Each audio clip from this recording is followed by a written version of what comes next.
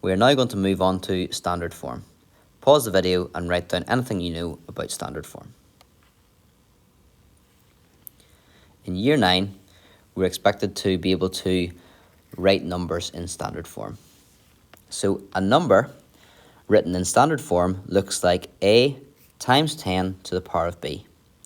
A is a number between 1 and 10, but not including 10. It can be 1, so 1 up until 9.99999.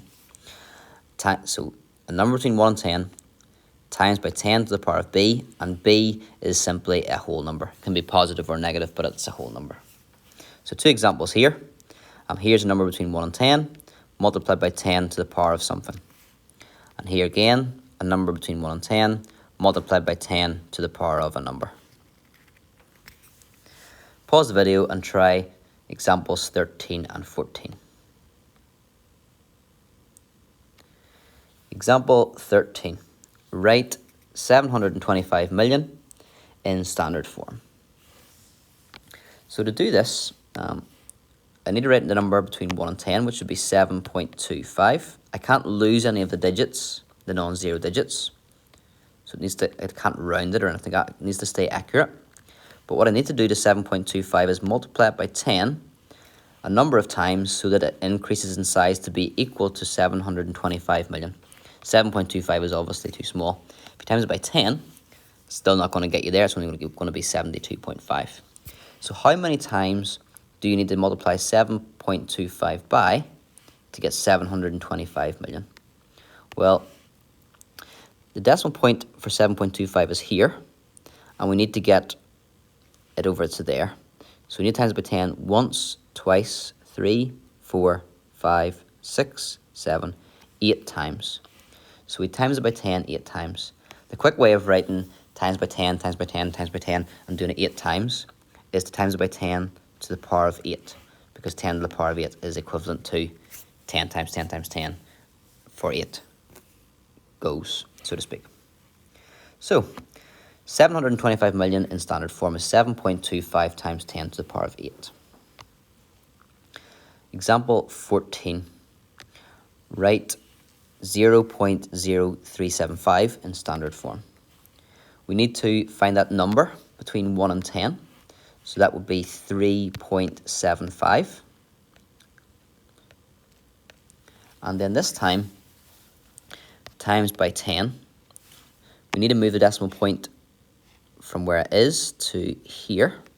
So move it once, twice, 3 times. Now you're maybe screaming at the screen here. That's not actually correct.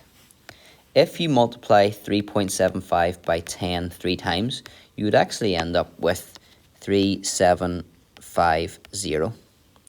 So you don't want to multiply it by 10, but what you can't do is change this to a divide sign. Standard form has to always be multiplied by 10 to the power of something.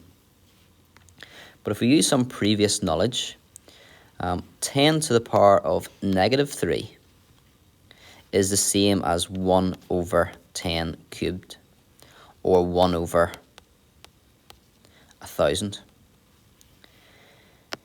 If we multiplied by 1,000th, this would go 1,000 times smaller. It would be divided by 1,000. So what we want to do is put a negative sign in front of that 3. So now when we do 3.75 times 10 to the minus 3, that means actually when we're timesing by 10 to the minus 3, we're timesing by this, which is 1,000th. If you're timesing by 1,000th, you're dividing by 1,000.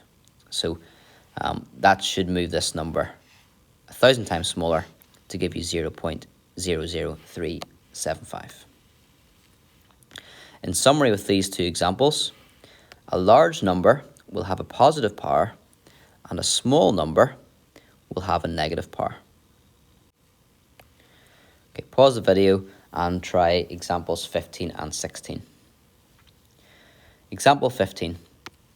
Write 6.21 times 10 to the power of 4 as an ordinary number. If you're multiplying 6.21 by 10 to the power of 4, 10 to the power of 4 is 10 times 10 times 10 times 10. So you're multiplying by 10,000, or moving it 4 spaces to the left or moving the decimal point 4 spaces to the right because of the times 10 to the 4. So if we do that, if you move it 4 spaces, move it once, twice, 3, 4 times.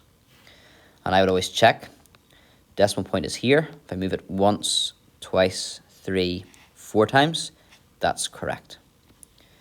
So 6.21 times 10 to the 4 is the same as 62,100.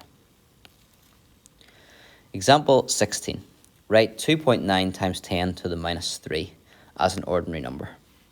Well, that's 2.9 times by 1 over 10 cubed, or 1 over 1,000.